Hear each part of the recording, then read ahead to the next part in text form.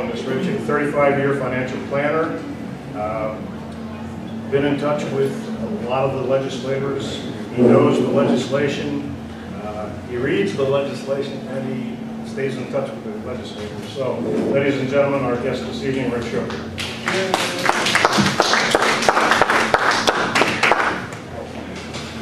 Well, I want to thank everybody for coming out, and I'm sure that you're going to get some information that you didn't know about or how it all ties together. But Otto wanted me to talk about Harrisburg. So tonight I'm going to present the good, the bad, and the ugly, because that is exactly what's happening in Harrisburg. Start off with, I don't know if you're aware, Pennsylvania is now #1 in 2 new categories. We have the highest gas taxes in the nation, and we are now also #1 in corporate welfare.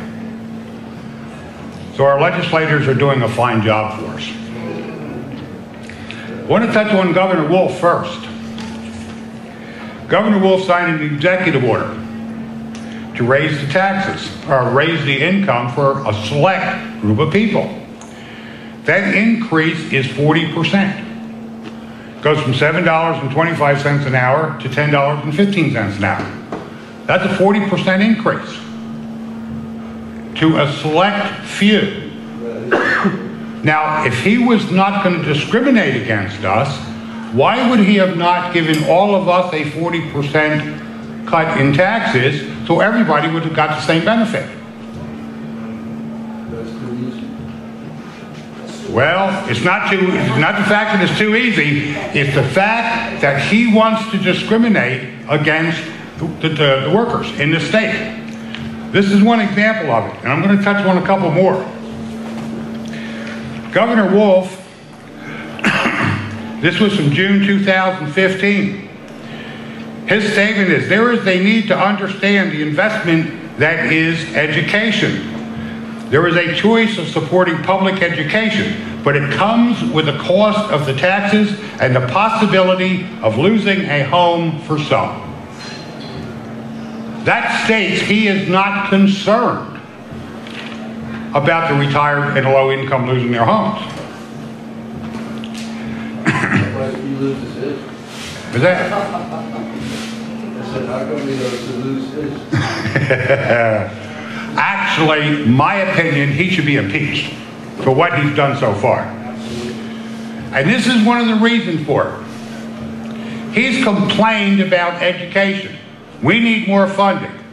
But when he did his veto, the House and the Senate didn't, he cut $3 billion out of education. With his pen, he cut $3 billion. Now, how does that help the schools? He doesn't want to help the schools. What he is trying to do is put the schools in a situation to where they have to raise your taxes. What do you do with the $3 billion? Well, it's sitting in Harrisburg.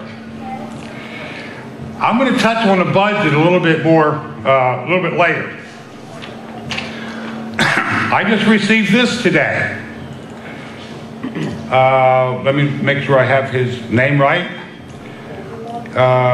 He testified in front of the Appropriations Committee. Secretary Rivera, who was appointed by Governor Wolf,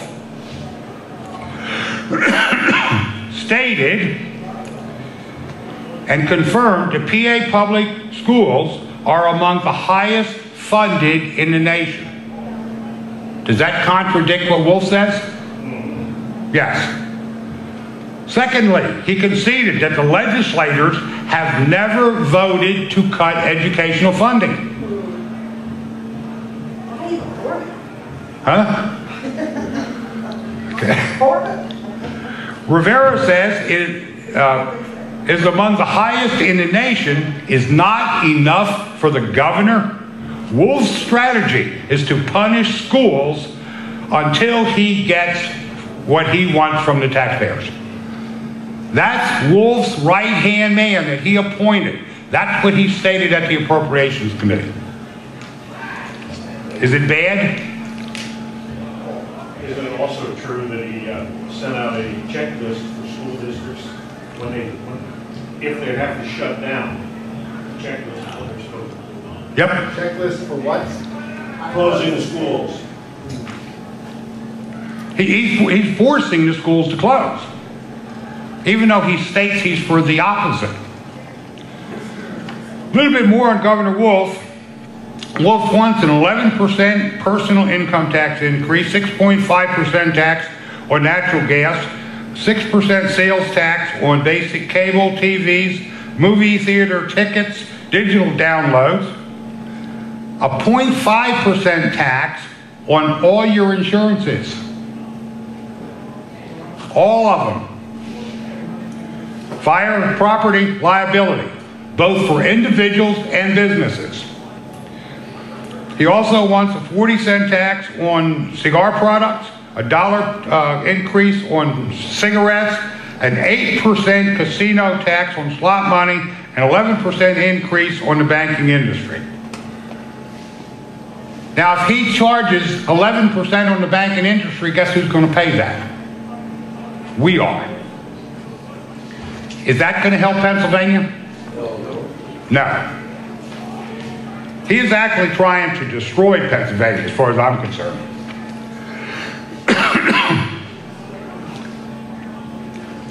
I have a definition I'd like you to hear. Compromise is leaders of both parties coming together to discuss a way that both parties win at the expense of the taxpayers. Do we need compromise anymore? No. We need to get back to the Constitution and follow what the Constitution says. We need to take a stand here. It is time for us to stand up and make sure that we get what we should get, not what they think we deserve. Another definition. In America, we have a two-party system. There is the stupid party and there is the evil party. And periodically, the two parties get together and do something that is both stupid and evil. This is what they call bipartisanship. Is that not what's happening in Harrisburg? We always get hurt. Taxes in the state. This was actually from January of last year from the Institute of Taxation of Economics. In Pennsylvania, the lower income is discriminated against. The lowest 20%, which is less than $20,000, pays 12% of their income out in all taxes. In what taxes? All taxes. All of them. They pay 12% of their income out in taxes. If you're in the income bracket of $20,000 to $38,000, you only pay 10.8. That's a 20% difference. If you're in 60 to 95, you're only paying 9.3. Guess what happens the higher up you go in income? If you're in the top 1%, which is $426,000 and above, your total tax rate in Pennsylvania is only 4.2%. Wow, that much. While the lower income is 12. Yes. Yes. Now, what's interesting here, property taxes. We always hear the sales tax increase going to 76 is going to penalize the low income.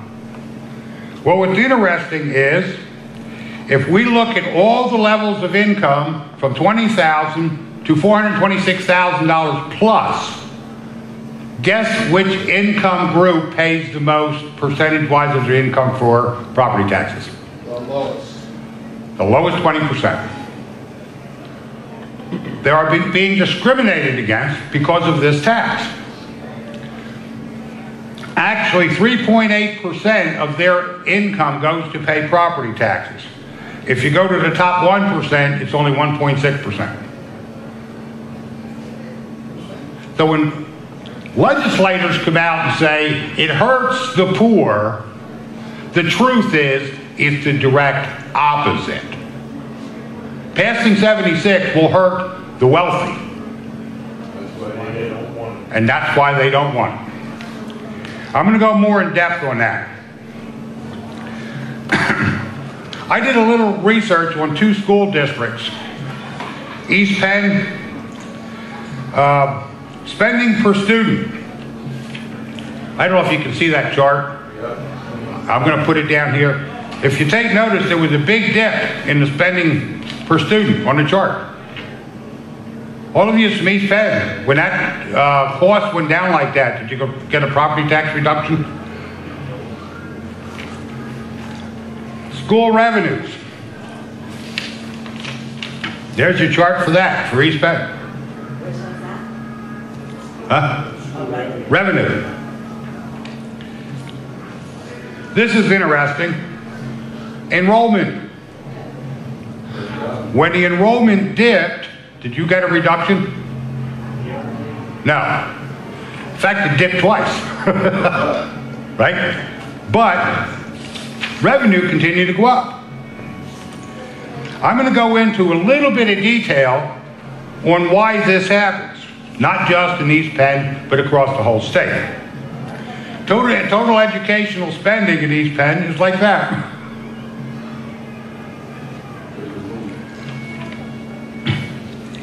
Now, some of you know I like to do a lot of reading and a lot of research. This actually comes from the East Penn School District. This is one of their reports. And I just want to mention a couple of things with it. Is funding for last year, not this year, according to what they reported, was $115,271,000. Okay? Now, what does this consist of? We have, of course, property taxes, right? We also have general fund. We also have local revenues. We have the property taxes. We also have public utility taxes that goes to them. We also have other local revenue. You know the little fees you pay to live here? Occupancy tax? That all goes to the schools. Okay? So actually, the funding for this year is $118 billion. $118 million. Now, before I go any farther, I want to ask you a question. If any of you would win the lottery, okay, which school board member would you go to with that money to invest for you?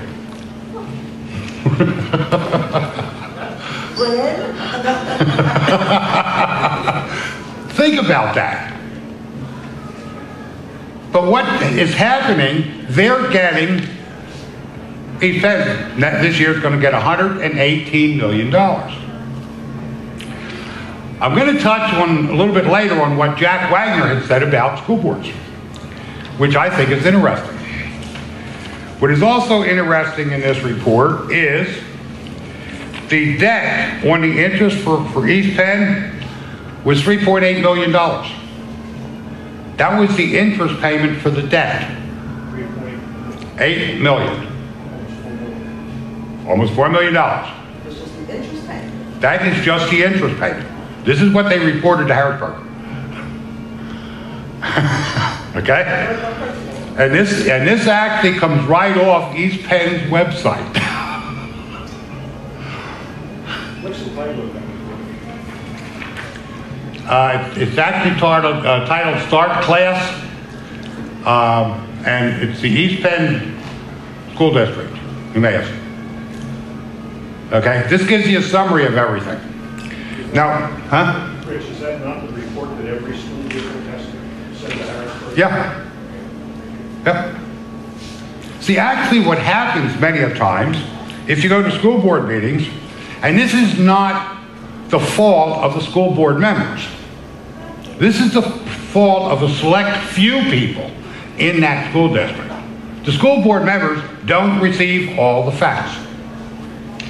And I'm going to touch on that here in a minute, because I'm going to ask Lynn a question. Not to put her on the spot, but Yeah. not only that, but I also printed out the 2015-16 East Penn School District General Fund budget. Now, any of you that are in the East Penn School District, have you sat down, printed out, and read it? You don't want to. Okay?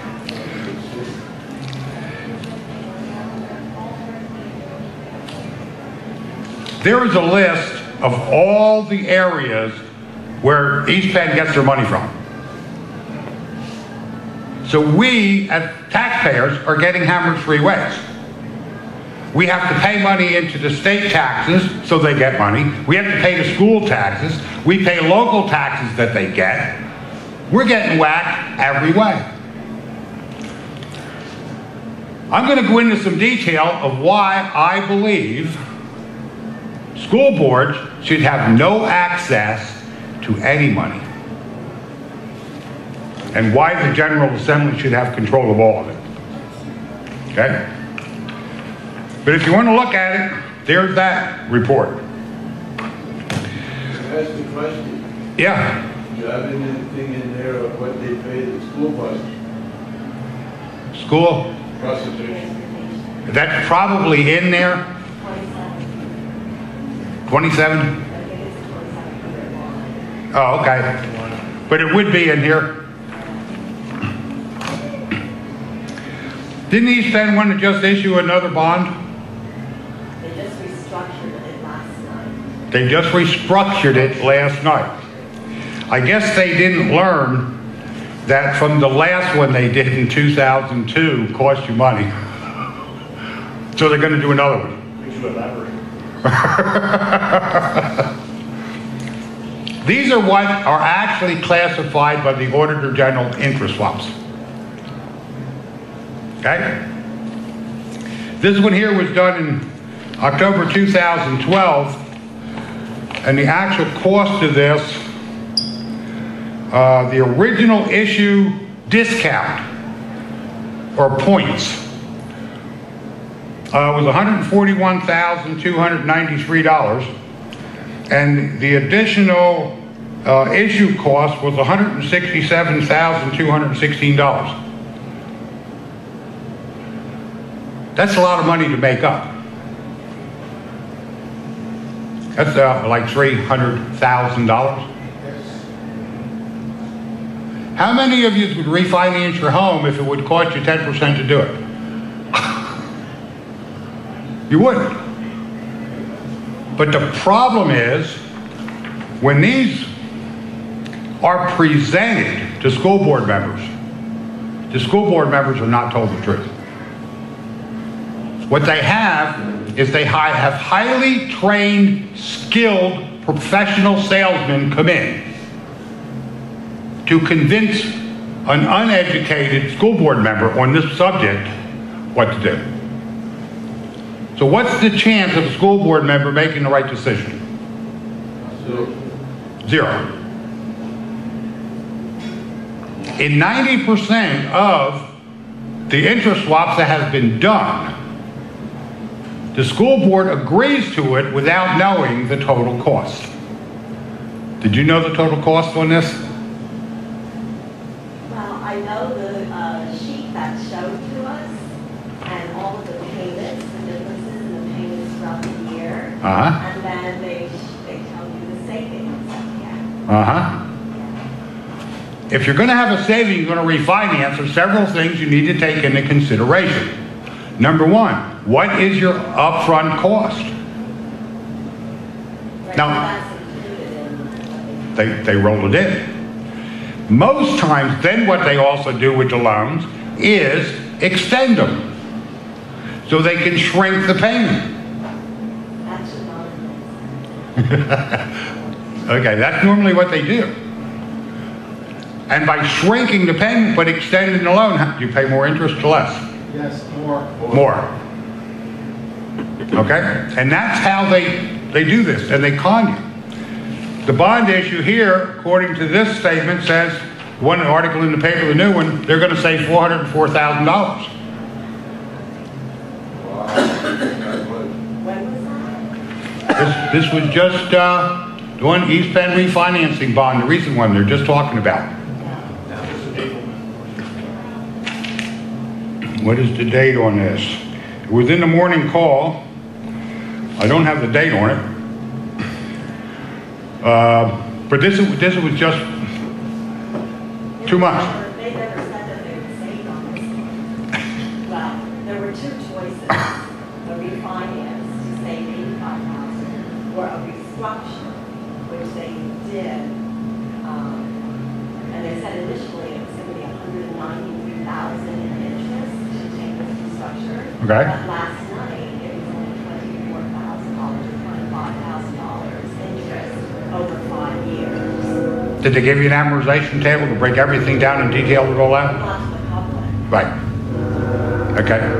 So what's the chances of the public getting the truth? Refinance, restructure, is that not just different language for interest rates? Yeah. Yeah. See, actually what they do is when a term gets a bad name, they just change the name of what they're doing. But it's still the same thing. Interest swaps are nothing more than refinancing. They're going from one interest rate to another interest rate. Interest swap. But what they really don't describe is all the fees and how the fees affect the total cost. There was one gentleman, and I have the article at home, to where he did it. It was the president of the school board. He did it because it appeared they were going to save money. After the transaction was signed and done, and he sat down and reviewed everything, the school lost over $500,000 because all the facts are not given and presented. A number of years ago, and I don't remember how long ago it was, the Bethlehem Area School District lost $10 million on these interest rates. Yep. Yep. Yep, I'm going to be touching on that when I get more into the interest swaps. Little bit about Governor Mifflin. Governor Mifflin, student to teacher ratio is 12.1. They have one teacher for every 12 students. When I went to school, it was like 40. Okay? 12.1. You know what the grade for Governor Mifflin is in the state of Pennsylvania? C minus. C minus. 12 to 1. I kidded my wife at dinner tonight. What do you think would happen if I would do a class on all the information up here for 12 people for a full school year? Do you think they would know more about this than what our kids are getting out of school? You better believe it. Okay? This is a con, and I'm going to get into the con a little bit. There is another major problem in the school system, and that is cash reserves. This was actually February 28th of last year. What they reported, what Governor Mifflin reported to the Department of Education is we have $4.8 million worth of reserves. That's what they reported. Well, that's not supposed to be too bad. Now, on this block of money, the average rate of return that they got on this money is about 0.7%. Okay? 0.7. But now, in the funds that they didn't report, they had $23 million in a money market, $1.3 million in the general fund cash, plus they had 1,500, 619,000, 10,000, 245, 245, 245, 245, 245, 115, and $100,000 invested in CDs that they did not count as reserves. So they had a total of $33 million in cash, with an average rate of return of 0.6%.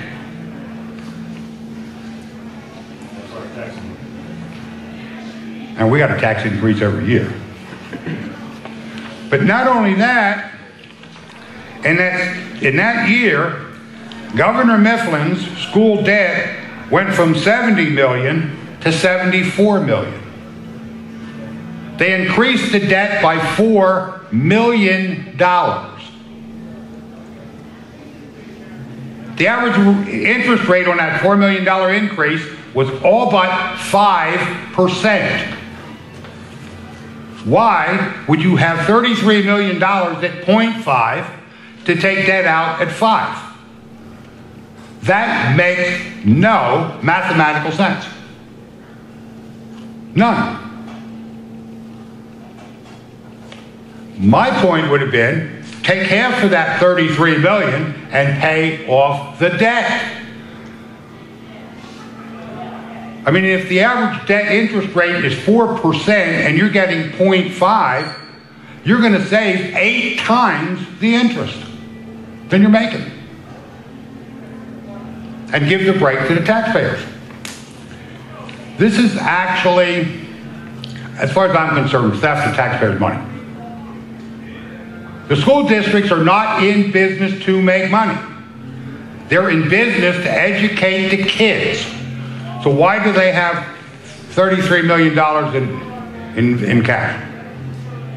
It makes no sense whatsoever.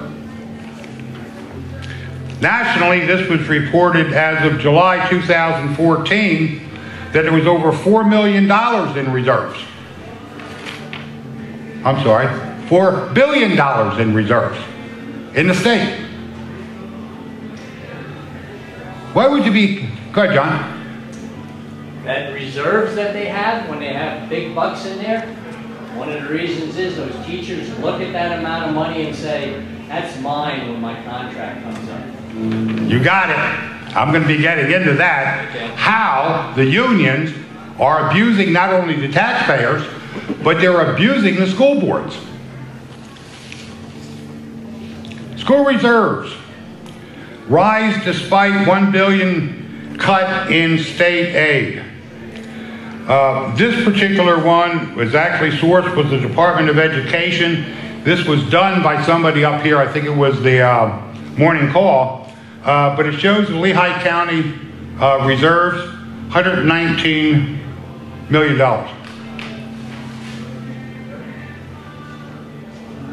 And what do they continue to do? What is Lehigh County? Huh? What is Lehigh County in that state? Well, I'm going to say Lehigh County reserves. That's what it states here. And supposedly it was the Allentown City School District, Catasauqua, East Penn, Northern Lehigh, Northwestern, Park Lake, Salisbury Township, Southern Lehigh, and Whitehall. So basically, they stole $119 million and held it, instead of giving a break to the people. If this isn't bad enough, I just found this out today. The Philadelphia School District must pay back $7.2 million in misspent federal grant money. They took it to court to fight it because they misappropriated the funds. The federal government sued them, and they lost in court. $7.2 million misappropriated. Money's gone. Who should be responsible for this $7.2 million? The officers of the school district and the board. You're right. Not the taxpayers. This actually was going on, oh, there was a date in here somewhere, 2006 forward. Now, my opinion, anybody that was responsible for this inside the school district, and even the school board members, if they approved it, should be held responsible. Okay? Now, where do they get the money from? Take it out of their pensions. Don't take it from us.